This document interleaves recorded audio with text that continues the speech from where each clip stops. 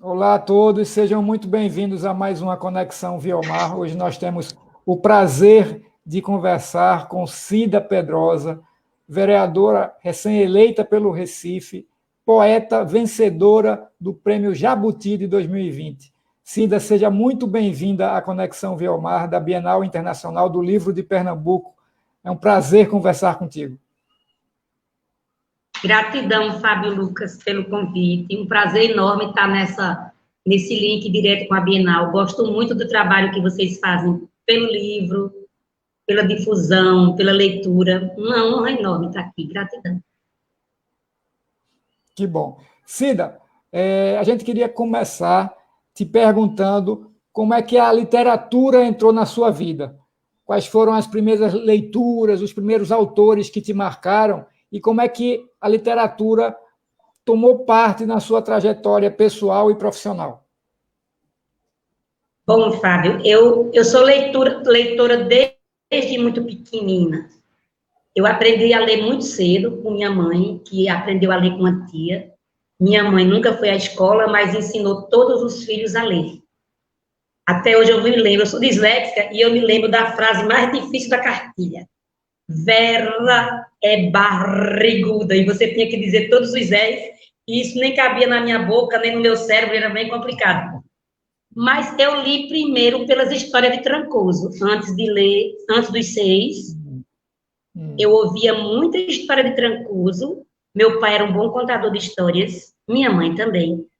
Mas tinha um ser chamado José Pedro, um homem negro que contava muitas histórias e que quando ele ia para o sítio, era como se o melhor, o que seria bom para uma criança hoje? Sei lá, imagina aí ver a princesa Frozen pessoalmente. Pronto. Seria isso, assim, a gente esperava ele como se uma criança de hoje esperasse a Frozen na sua casa. E ele contava coisas, por exemplo, assim, Leandro Gomes de Barros, que é o grande cordelista. Eu sabia das histórias do Leandro, por exemplo, A Princesa da Pedra Fina, que é um grande cordel, um romance de cordel. Eu sabia dele contada de histórias, sem medificação e sem rima, porque ele decorava a história do cordel e narrava para gente.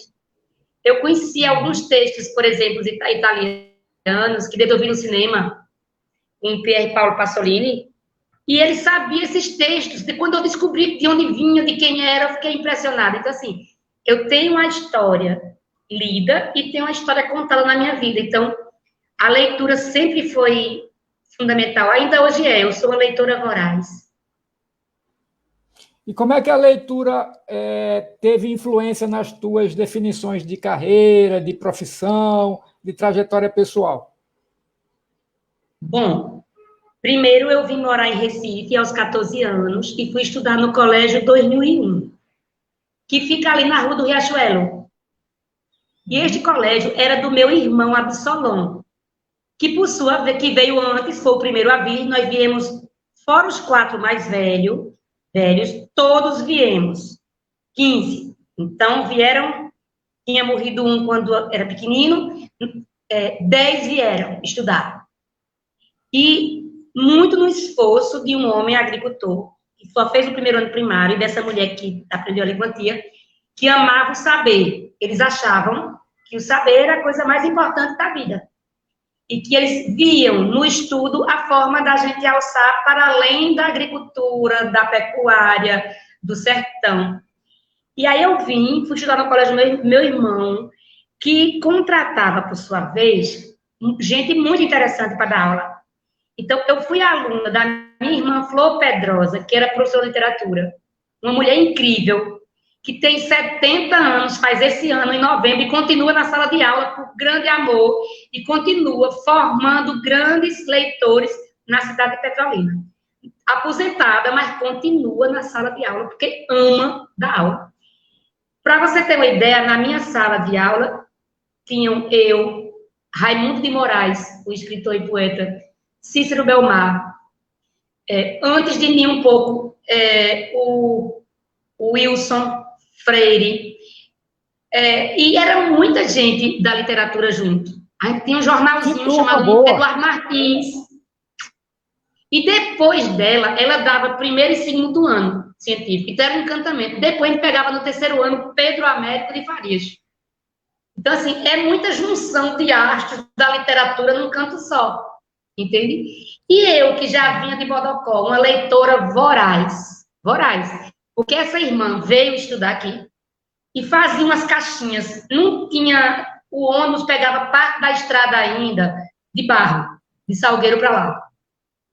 E ela mandava nos caminhões de algodão, da usina que vinha vender algodão, ela mandava umas caixinhas cheias de livros. Então, eu tinha livros que ninguém em Bodocó tinha. Então, assim, uma menina pobre se diferenciava, eu não tinha bonecas de plástico, só tinha boneca de sabugo. Mas eu tinha livros incríveis. Eu tinha gibis incríveis que ninguém tinha.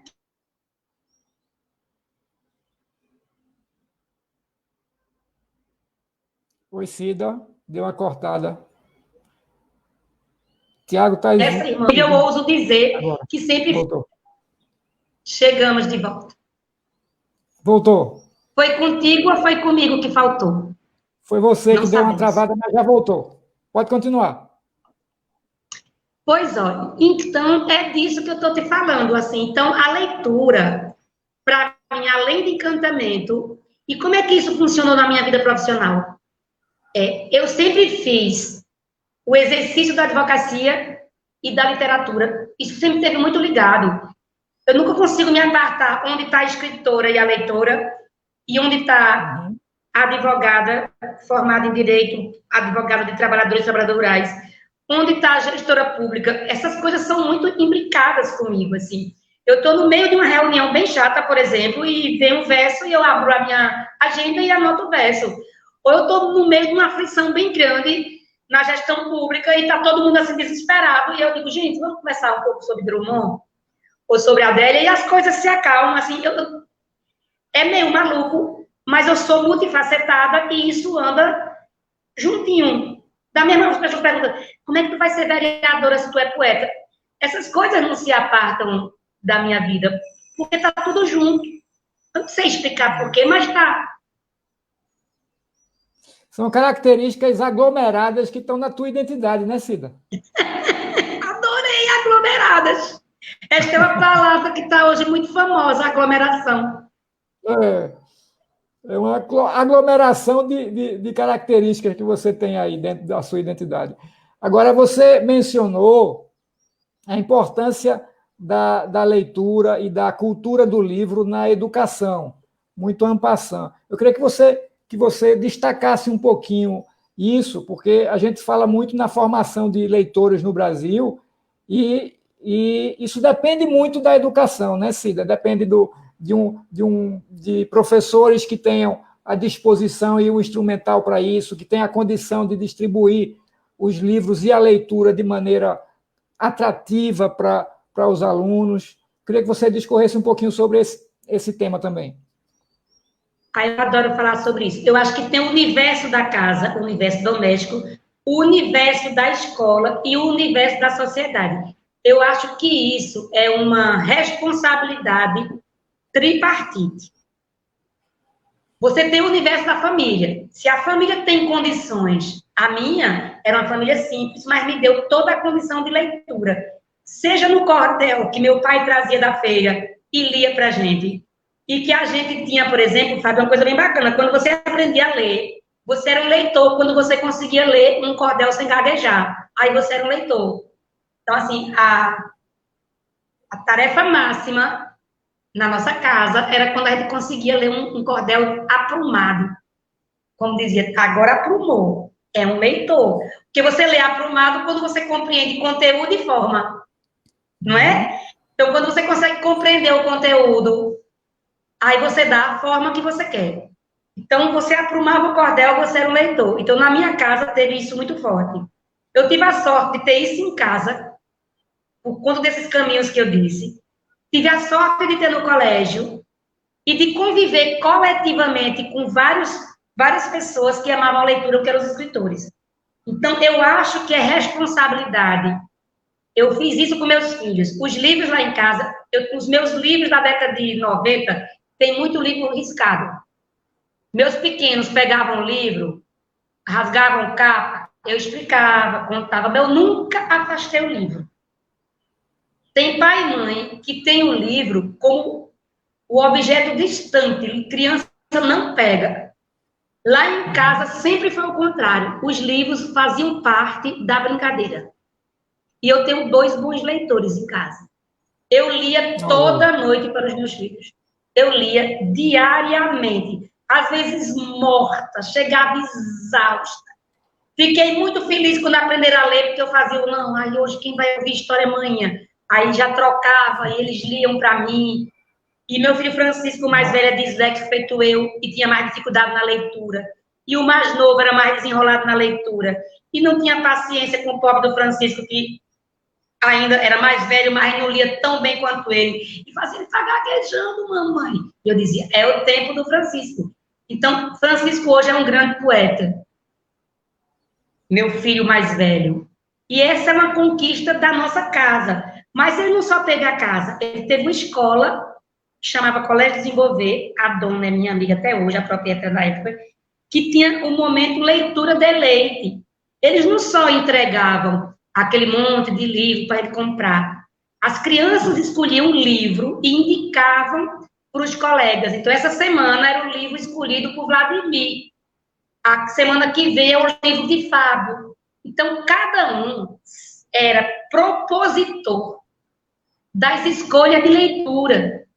Então, isso vai dando empoderamento e participação.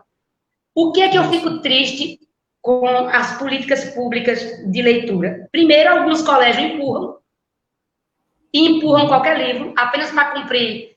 Leu 10 livros durante o ano. Acho que não é assim. Acho que a construção destes livros tem que ser com as crianças. O que vocês querem ler? O que está interessando? Para ser deleite. Senão, não é deleite.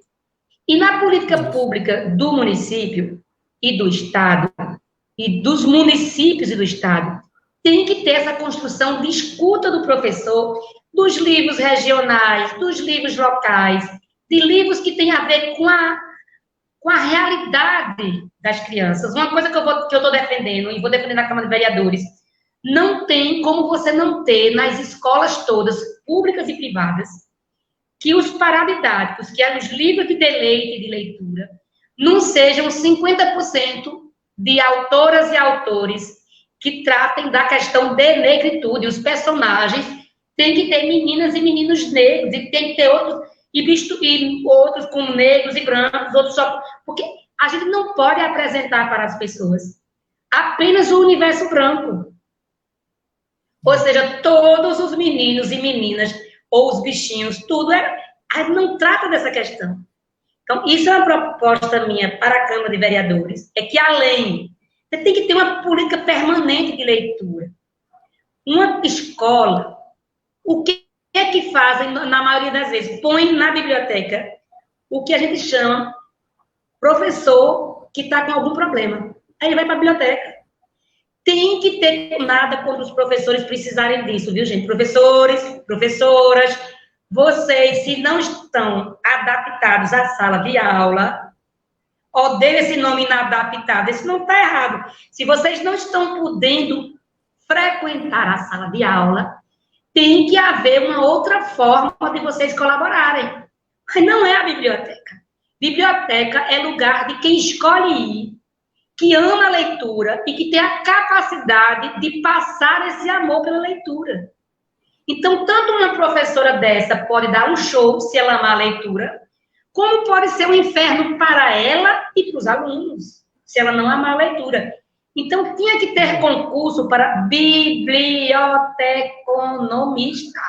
Não se criou essa profissão porque ela é linda. Se criou porque a pessoa aprende sobre livros. E o curso hoje é muito mais tesudo do que foi. Esse curso já foi muito sisudo. As pessoas aprendiam a catalogar livros.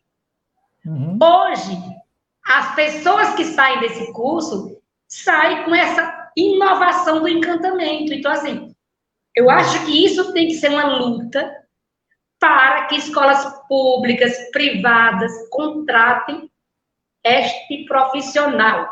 E também que os profissionais do curso de letras tenham um papel preponderante na escolha dos livros. Isso. Não pode o gestor, no final do ano, dizer sobrou 5 milhões e eu vou comprar aqui de livro a torto e à direita, a troco de caixa, porque sobrou 5 milhões. Isso tem que ser pensado. Falei demais, porque eu tenho um tesão enorme nessa fala. Não, olha só, e você tocou num ponto fundamental, porque tanto o pessoal de letras quanto de biblioteconomia tem que participar desse processo de maneira muito ativa mesmo, né, Cida? Agora, me diga uma coisa, como é que a gente faz, como é que o poder público faz, os representantes eleitos, os parlamentares e os próprios dirigentes de escola também, seja pública ou privada, para integrar a família nesse esforço de estímulo à leitura, já que muitas vezes dentro de casa não se tem esse hábito? Primeiro, eu acho que essa coisa da construção dentro de casa, ela não é uma coisa de lei, ela é uma coisa de desconstrução e construção de culturas. Então, quando você pensa uma política do livro da leitura, da mesma forma que você tem propaganda massiva na televisão e na internet, falando que é importante não usar, o que é importante não fumar, por exemplo, que é importante usar camisinha, você tem que ter esse tipo de chamada massiva, onde esteja lá papai e mamãe, mamãe e mamãe, papai e papai, com o livro, com suas crias, garantindo que na propaganda tenha não só a diversidade, como a diversidade racial, a diversidade de casais, e lá lendo, para que isso, as pessoas percebam que isso é uma obrigação sua. Os pais têm que se... Aí eu envolvo todo mundo, isso é uma construção de cultural.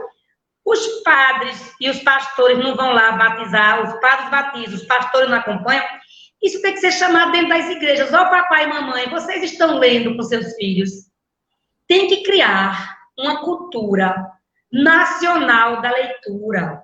E só cria isso se você tem um presidente da República que é um ignorante.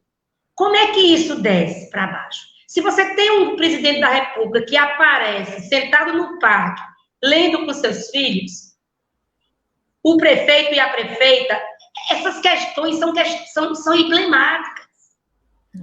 O vereador e a vereadora tem que falar sobre isso. Tem que propor esse encantamento, é sua obrigação. Uma cidade que lê é uma cidade com capacidade crítica. Pessoas leitoras são pessoas com capacidade de ler o mundo com suas subjetividades. Por que é que de acho a gente tem escolhido tanta gente ruim para nos representar? Isso tem a ver com o quê? Com formação de senso crítico. E a leitura, escrita ou não, e aí eu estou dizendo escrita ou não, porque também não só tem a leitura escrita, a gente tem que ter isso claro. Tem a leitura tradicional, que é a leitura escrita, e tem a outra leitura tradicional, que é a leitura oral. Você tem os poetas que dizem versos oralmente. A minha formação foi muito oral até chegar ao livro. Então, eu acho que tem que criar isso em todo canto. Eu pareço aquela coisa, não tem o pastor e a pastora, o padre e a padra, que fica... Isso, para mim, é como se fosse Bíblia. Em todos, assim, o plano nacional do livro da leitura, e aí tem uma coisa, um elemento que eu quero trazer, que é o empoderamento das bibliotecas comunitárias. Nós temos em Recife apenas 3 bibliotecas formais. Agora não, estou brincando, estou mentindo. Eu estou falando das antigas, porque dentro dos compás tem uma biblioteca bacana. Cada compás tem uma biblioteca bacana com um formador de leitura. Bem bacana isso. Fora isso, nós temos a de Afogados, isso. Nós estamos falando de Recife. Nós temos a de Afogados, a de Casa Amarela e a do Estado, que tem aquele nome horroroso, que tinha que ser o nome de Alberto da Cunha Melo, e não o nome de um ditador, que fica na frente do Parque 13 de Maio. Então, são poucas as bibliotecas. Para sanar isso, para mim, só tem uma solução. Cada escola tem que ter um espaço de leitura. Tem que ter pequenas bibliotecas. E temos que fortalecer as bibliotecas comunitárias, os programas de livro de leitura, as malas, aquele projeto que são das malas, você tem uma mala de livros, leva para casa. Então, assim, você tem que fortalecer uma política de mediadoras e mediadores de leitura. E isso tem a ver com um projeto de política pública, que tem que ser para dentro do governo municipal, estadual, sim, e para as escolas privadas também. Você pode ter bibliotecas itinerantes, né, nos locais que não tenham bibliotecas. Tem que ser por aí mesmo, tem que investir nessa democratização da leitura, que falta muito espaço de leitura nas escolas, em todos os lugares do Brasil, e a gente se ressente muito disso aqui também, né? Agora, me diga uma coisa, eu já vi você falando um pouco sobre isso, mas eu queria explorar mais a sua, vamos dizer, os seus agregados, os seus aglomerados. Eu adorei isso. Qual a função social da poesia, tá? Como é que a poesia pode ser uma expressão política, seja como manifestação da cultura popular ou simplesmente como fruto do pensamento criativo? Olha, eu sempre digo em todo canto, e não me canso de repetir, que minha arte tem função social. Se não tivesse, eu não escrevia. Eu não escrevo por diletantismo. Eu quero que as pessoas entendam o que eu escrevo. Essa história de que não estou nem aí, não vou explicar a minha obra, não quero nem saber, os críticos que expliquem, você que entenda, não é comigo. Eu quero muito ser entendida. Eu quero muito ter múltiplos entendimentos. Não tem coisa que eu mais ame na vida de quando uma pessoa pega um texto meu e diz totalmente o contrário do que eu pensei. Eu acho arretado. A emoção maior da minha vida é quando alguém pega um texto meu e diz, eu senti isso, isso e isso. Eu vi isso, ou então eu não senti nada. O que é isso? Isso, para mim, como autora, tem um feedback e uma importância enorme. Eu escrevo também pensando no leitor e na leitura. Sempre escrevi assim. Eu leio em voz alta para mim quando eu escrevo, para saber se eu entendi no meu ouvido. Eu apresento a muitas pessoas antes de publicar. Eu ouço muitas pessoas de idades diferentes, de compreensões diferentes. Grandes leitores, péssimos leitores, porque é isso que tem que você ter clareza. Não é que eu vá mudar meu texto, mas mudo, sabia? Não é que eu vá direcionar meu texto só porque os outros disseram, mas você tem a oportunidade de escutar e de mudar também. Se você me pegar hoje, tem um monte de poema meu que eu publiquei que eu mudava, era muita coisa. Mudava. Se eu reeditar o livro, eu refaço. Eu tenho um livro que está publicado, que eu já refiz a maioria dos poemas. Porque isso é dialético, isso é mutante, igual a vida. Não existe essa coisa da obra de arte acabada. Um poema é algo em construção. Quando alguém lê o teu texto, ele deixa de ser teu. Ele faz parte da memória de outra pessoa. E ao fazer parte da memória de outra pessoa, ele está fazendo novas construções sociais. Novas construções subjetivas. Então, minha arte tem função social. Aí pergunta, você faz poesia engajada? Este termo de arte engajada foi execrado por conta do realismo russo. A gente precisa rediscutir isso, principalmente em tempos tão sombrios. Minha arte sempre teve e terá função política. Eu não me canso de dizer, eu saí de Uauá, é longe pra caramba. É um sertão tão longe, lá da Bahia. Eu vi meu marido dirigindo para dizer um poema na Praça do Carmo, quando Lula foi solto. E você não sabe a emoção que eu subi naquele palco, exausta. Sabe? Mas é isso. Eu tô no mundo para para debater esse mundo, para conviver dialeticamente com esse mundo. E minha arte faz parte disso. Isso. Não é que eu seja romântica, que minha arte sou eu sou minha arte. Não é isso. É e não é. Isso aí já é outra discussão. Não deixa de fazer parte, né, Cida, também. Sim. É um romantismo que está dentro dessa identidade toda aí de coisas que vêm junto. E a poética e a política, eu acho que são componentes que se complementam. Agora, no final do ano, você recebeu o maior prêmio da literatura brasileira, o Jabuti. Que significados você já pôde atribuir a esse prêmio para você?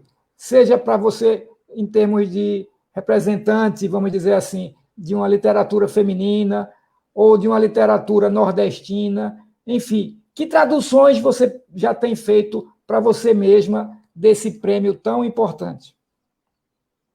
Primeira coisa, eu acho que abriu vários espaços de fala. Vários. Eu estou conseguindo falar para muito mais gente do que eu falei durante 40 anos sobre esse tema. Eu tenho falado para muito mais públicos do que eu falei durante minha carreira literária inteira. E isso põe você num outro patamar do ponto de vista dessa coisa que é tão importante para mim, que é a troca de saberes. Que é super importante para mim. Isso do ponto de vista analisando já friamente agora, vai fazer 2 meses, ou já fez, não sei, vai fazer 2 meses. Então, assim, os espaços de fala são muito grandes. E como eu gosto de cutucar a realidade, para mim é maravilha. Isso é uma coisa. A outra é que eu sou a primeira pessoa, a primeira artista da palavra em Pernambuco a ganhar esse prêmio, ou seja, já se tinha ganho o Jabuti em Pernambuco, mas não o livro do ano. Então, quem ganhou pela primeira vez foi uma mulher, e isso é um marco. Então, este prêmio não é de Cida Pedrosa, é de uma fatia que é muito ignorada, inclusive na literatura, que são as mulheres. Que não tem o mesmo espaço de fala, de produção, de edição, oportunidades de escrita, inclusive, porque o homem chega em casa, na sua grande maioria das vezes, homens não são todos, tá? Mas a grande maioria dos homens chega em casa, vão ver jornal, ler, a gente chega, vai lavar a louça, cuidar de menino, ver a farda. Então, se você tem um homem escritor que chega e vai para o escritório, como vai para o escritório e vai escrever, depois do trabalho dele todinho, e a gente escreve de que horas? Então, já começa como a gente produz já em dificuldade muito maior, porque nós não resolvemos uma coisa básica, que é a divisão das tarefas domésticas, que é a divisão da criação dos filhos e filhas. Então, você já começa a ir num patamar de muito menos horas de entrega e de escrita. E escrever é entrega, é exercício amoroso, é tempo. Então, de cara, eu acho que as mulheres ganharam comigo. O Nordeste ganhou comigo, o Sertão ganhou comigo, e tem uma coisa que eu digo o seguinte, Chico Espinhara lá do céu, Erickson Luna lá do céu, Jailson Marroquim lá do céu, estão muito felizes, porque uma poeta marginal, alternativa, underground, independente, ganhou o prêmio livro do ano. E França também está muito feliz lá no céu. Fala um pouquinho agora desse livro que ficou tão famoso no país inteiro, Solo para Vialejo. Bom, eu gostei muito do exercício de escrever ele, porque tinha uma coisinha que diziam na década de 80, que nós éramos escritores que não temos fôlego. Eu ouvi crítico literário dizer isso para mim, porque eu escrevi os poeminhas curtos. Essa coisa do autor que não tem fôlego, porque só tem fôlego quem escreve prosa. Não sabe o quanto é difícil escrever um haikai, gente. Você escrever um haikai, eu fiz esse ano que passou, 2020, eu lancei um livro de haikai, é muito mais difícil de escrever se você for fazer o exercício. Inclusive de métrica que eu fiz. 5, 7, 5. É muito mais difícil escrever um haikai que um poema longo. Então, essa coisa de não ter fôlego. E aí, de uma certa forma, a poeta alternativa escreve um poema longo. Então, demonstra um certo fôlego. Eu exercitei muito bem esse fôlego, com muita felicidade.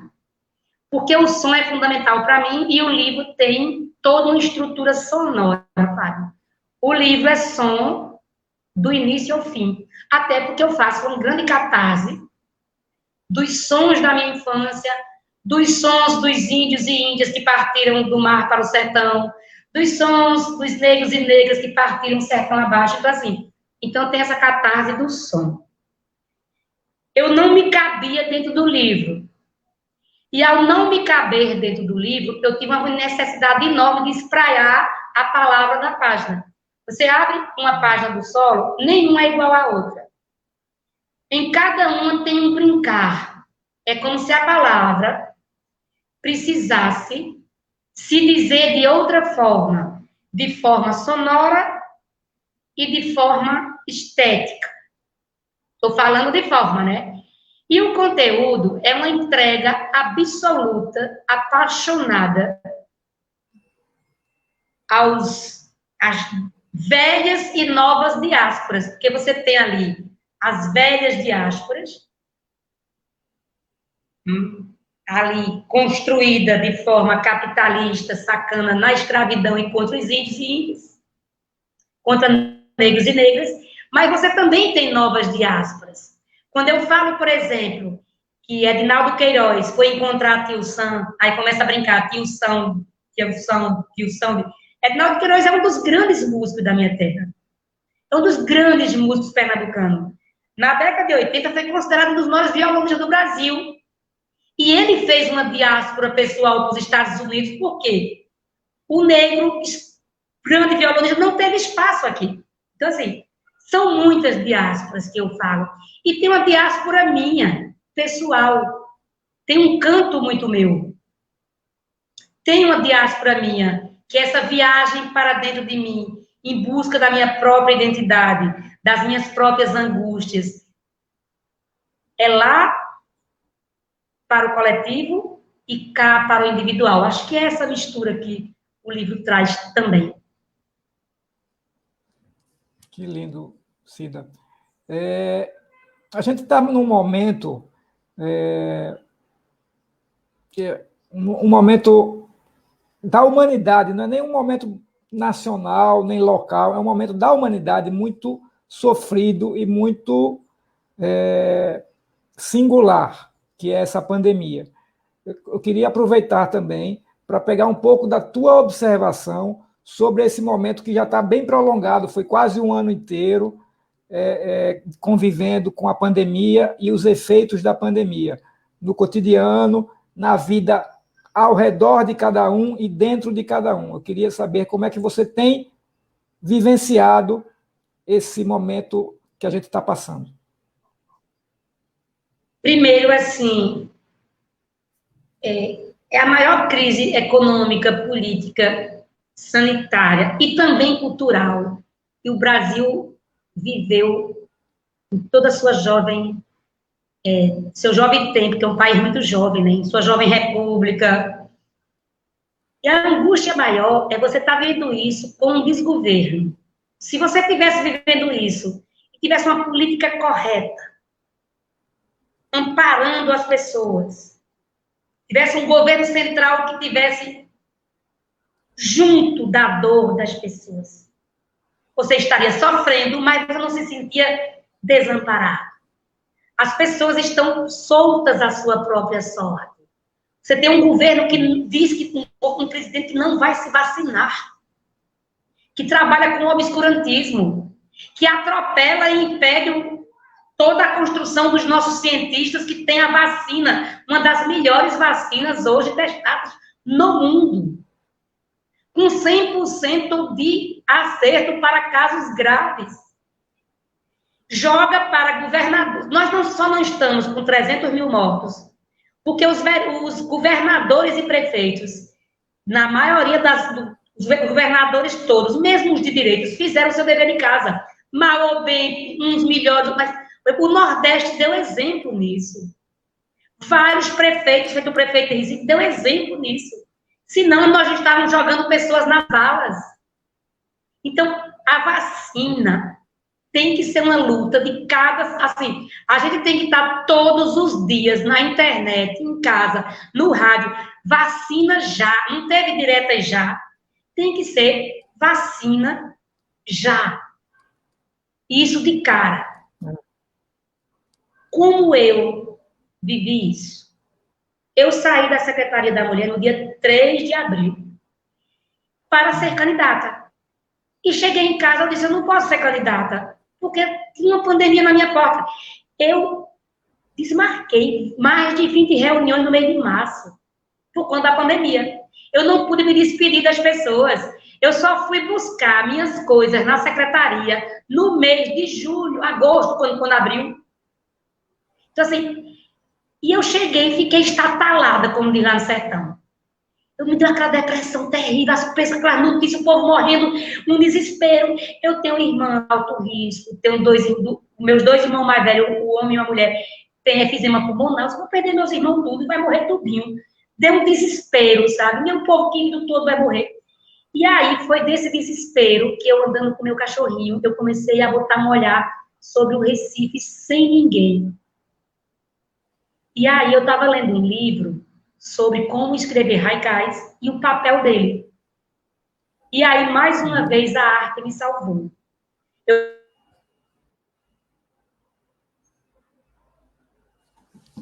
Travou de novo, Cida.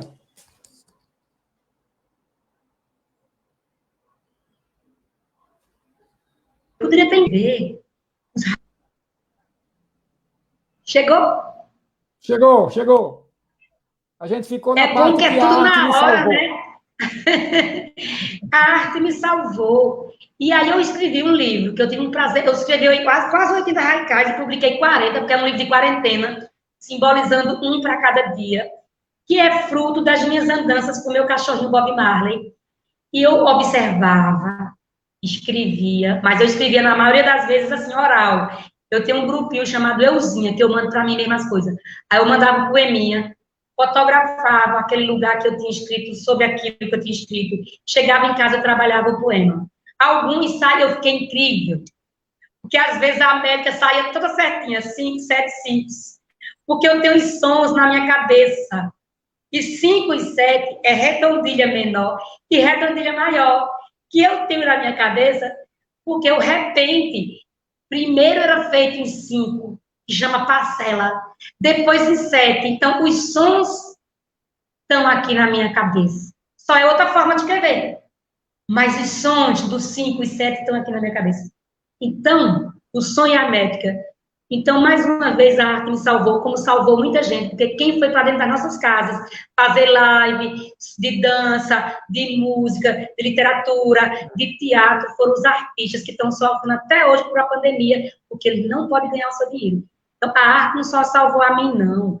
A arte salvou as pessoas da tristeza, da depressão, do pânico, até do suicídio. Aí eu vou registrar uma coisa aqui muito grave. 11 técnicos que eu saiba se suicidaram. Quem me disse isso foi o pessoal de teatro, da Associação de Teatro. Eu estou falando de técnicos, holding, figurinista, porque não tiveram o que comer.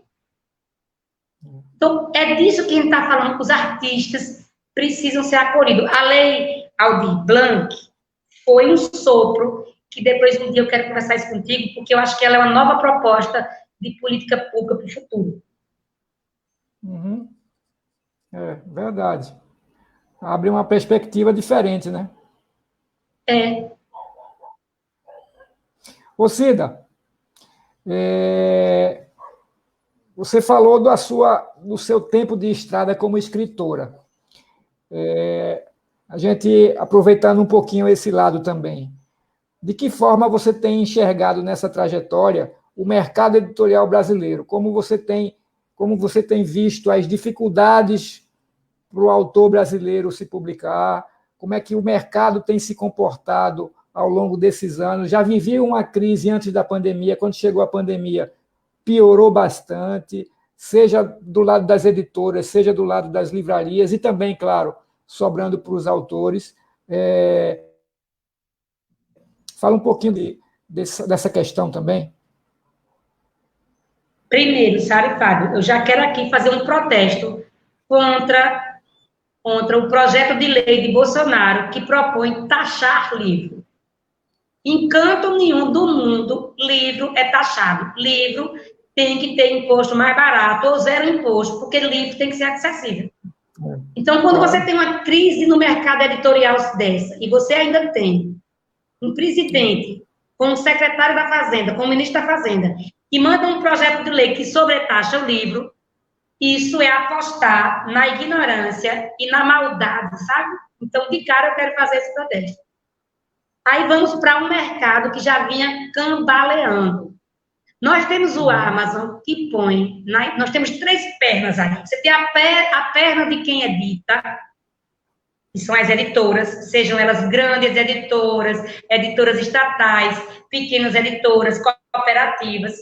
Você tem aí as livrarias e os pontos de vendas vários, e você tem autores e autoras e a política do livro envolvendo tudo isso. Você tem uma cadeia que não vive de forma separada. A gente viu em 2019, 2018, começou em 2018, a quebradeira de grandes editoras. Editoras importantes quebraram. E isso tem a ver com alguns fenômenos. Um deles é o Amazon, que vende a um preço que ninguém vende, e até eu mesmo, gente, eu vendo meu livro no Amazon, viu? Aquilo que está no Amazon vendendo lá, o dinheiro vai para o meu bolso, porque a gente tem que utilizar os meios capitalistas para ganhar dinheiro. Então, todos os meus livros estão vendidos na plataforma do Amazon, mas só vai aquele percentualzinho para o Amazon, mas o dinheiro vem para o meu bolso, tá? Fazendo aí já o parênteses para todo mundo compreender. Tem essa coisa do Amazon que faz promoções que não tem igual, e a gente tem experiências no mundo de onde ele foi, quebrou as editoras, quebrou livrarias e depois ele assume o mercado. Então tem esse lado. Tem o outro lado de que livro é muito caro no Brasil. Muito caro. Você tinha que ter uma política de subsídio para o livro ser mais barato. E tem que também ter o outro lado, que é parar de ter o livro como artigo de luxo. Se você tem o autorzão, a autorzona da sua editora, que você quer fazer aquela edição de luxo, faça. Mas nós temos, não sei se você é muito jovem, mas eu sou do tempo das edições Bolsa e Livro, de tudo quanto é livro. Umas edições que tinham bem pequenininhas assim, que eram baratésimas. E era uma forma do estudante comprar. A gente até tem a LPM hoje, tem vários autores publicados nos pockets. Então, assim, você tem que ter uma política de barateamento do livro, novos formatos, e o tal nós tínhamos um processo de distribuição no Brasil pesado, acabou-se a distribuição no Brasil, já era ruim, acabou-se. Os livros não chegam, e o brasileiro e brasileira ainda não está habituado a comprar livro pela internet, compra panela, compra, sei lá, televisão, celular, e não percebe-se que você pode entrar lá na estante virtual e comprar o livro, que você pode entrar no site da editora e comprar o livro. Ainda, isso melhorou agora na pandemia. As estatísticas mostram que as pessoas, por conta de não sair de casa, exercitaram a compra na internet, o que não era assim antes. Isso é bom. E que compraram no site das editoras também, não só foi no Amazon. Então, muita coisa está acontecendo. Eu acho que numa política do livro da leitura, a gente tem que apoiar as pequenas editoras e, em especial, as editoras alternativas. E, claro, por exemplo, nós temos hoje esse momento, tinha que ter linha de crédito mesmo para livraria, para editora, porque é uma forma de você salvar o mercado. Você salva esse mercado, tem que ter salvação desse mercado com maior amor, igual que você vai salvar o mercado de petróleo. Não tem diferença. Um país que pensa, isso não tem diferença. Infelizmente, a gente vive um momento muito ruim no Brasil do ponto de vista político. Mas eu acho que tem que ser assim. Há países que deram compensações financeiras para as livrarias pelo tempo que ficaram fechadas, né? Teve um projeto desse, sabe? Mas foi bem complexo já no final. Algumas editoras grandes, inclusive, via Câmara Brasileira do Livro, apoiaram pequenas livrarias. Teve uma coisa aí solidária das editoras. Tem que ter, né? Mas, Cida, e dentro desse universo, desse mercado tão castigado, qual o papel dos eventos literários, seja os eventos de grande porte, como as bienais, a Bienal de Pernambuco, a Bienal de São Paulo, cada estado tem a sua Bienal, e os festivais literários também, que começaram a se multiplicar pelo país. Até antes da pandemia, começaram a proliferar, e depois, com esse ano atípico, tiveram que montar produções alternativas pela internet. O que é que você acha que é a função desses eventos para propagar a leitura no país? Veja, primeiro eu fui de um tempo que isso não existia. Existiam os encontros de escritores, organizado por escritores, assim, uma coisa muito alternativa. Isso acontecia na década de 80. Então, final dos anos 90 ali, começa... Você tem feiras antigas. A Feira de Passo Fundo, né? O Festival de Recife de Literatura desde 2001. Então, você tem umas coisas assim. Só a Bienal é antiga, a Bienal Internacional de Pernambuco é um evento consolidado e antigo, mas isso se tornou uma espécie de febre. Bom e ruim. Virou uma febre. Nos anos 2010 em diante, isso virou uma febre. Toda cidade pequena tem seu festival, sua feira. É interessante? O que é interessante é que você tem uma circulação de escritores e a cidade. Eu mesmo fui curadora do SESC, eu e meu companheiro Seno Ramos, nós fizemos a curadoria do SESC Pernambuco durante 8 anos para as jornadas literárias, e foram muito importantes para levar para o sertão a literatura e a aumentar a visibilidade dos autores locais, etc, etc. Mas eu acho super importante e fundamental. Só que se isso não tiver calcado e ligado diretamente a uma política continuada de livre de leitura, é só evento. Por isso que esses eventos têm que estar ligados a um processo de formação. Eu acho que isso que vocês estão fazendo na Bienal Internacional do Livro, tendo as pré-bienais, os encontros anteriores, até chegar... Eu tenho um vídeo do Festival do Chile, que é de chorar. E não é de literatura, não, é de poesia. Ferreira Goulart recitando da janela do Palácio de La Moneda para uma praça lotada, que eu aplaudi loucamente. Aquilo foi um congraçamento do fim. O ano inteiro o festival passa nas escolas. Os autores que virão são estudados nas escolas. E aquilo é um fecho. Os dias e dias que acontecem com esse grande fecho de récita. Teve um tempo que o Festival da Literatura do Recife chegou a ser assim. Tinha ações formativas, etc, etc, etc. A Bienal está nesse processo de ações formativas, etc, etc. Então, ao mesmo tempo que eu vejo de muito bom grado, e adoro ir ser chamada, e adoro, amo ir, conheço escritores novos, divulgo meu livro, vendo, aprendo, eu adoro. Para o autor e a autora se difundir, é 10. Mas eu quero refletir sobre isso. Esses encontros têm que estar dentro das realidades locais. A gente fazia as pré-jornadas em Bodocó, em Araripina, em Oricuri. Os autores eram estudados nas escolas, porque senão é como se um objeto estranho chegasse na cidade, faz aquela festa, os ETs vão-se embora, acabou-se.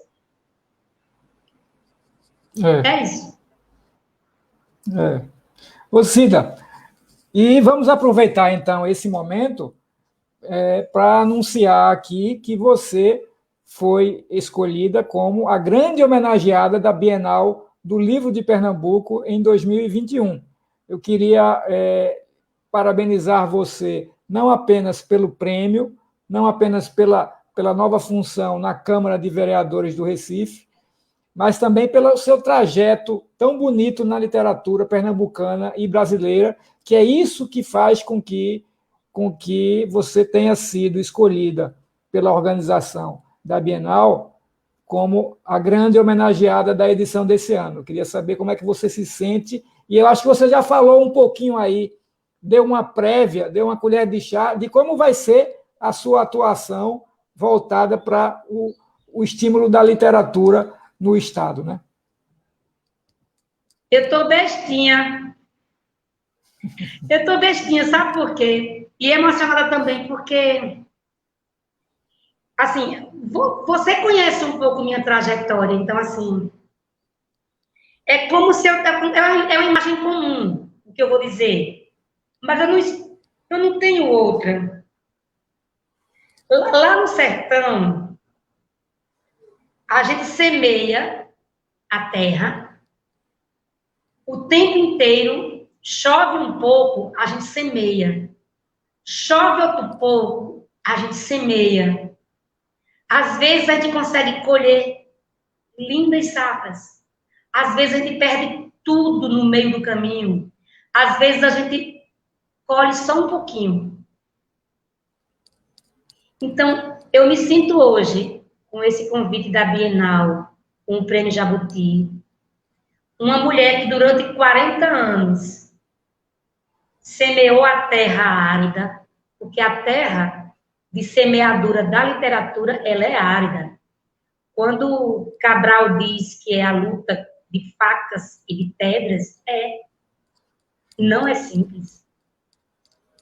E aí eu me sinto esse ser que semeou e teve sucessos, teve algumas grandes safras, outra minguada, outra nenhuma, e que agora eu tivesse vivendo um grande período de invernada e que minhas melancias, meu feijão, meu milho, minha macaxeira, tivesse tudo brotando e eu tivesse Coisa colhendo. boa, E aí... coisa boa. É isso.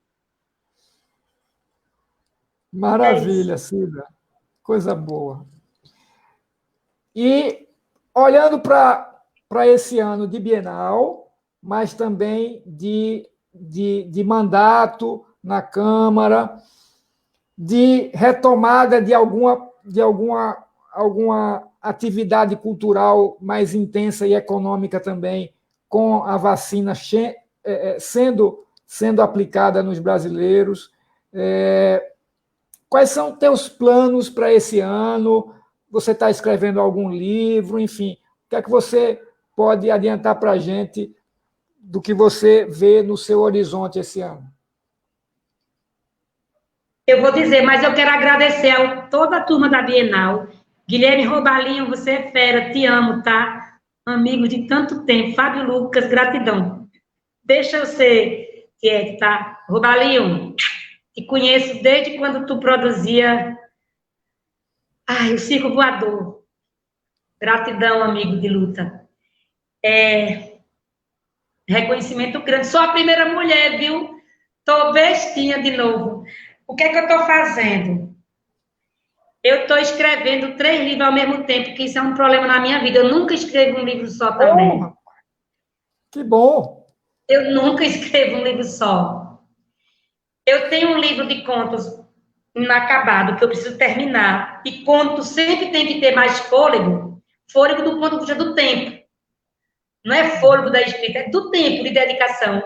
E este é a matéria mais árida dos meus dias é tempo, porque como eu trabalho muito em outra coisa que não é escrever, me resta domingo, feriadão. Eu agora vou tirar 10 dias de descanso. A Câmara está de recesso, eu vou descansar 10 dias.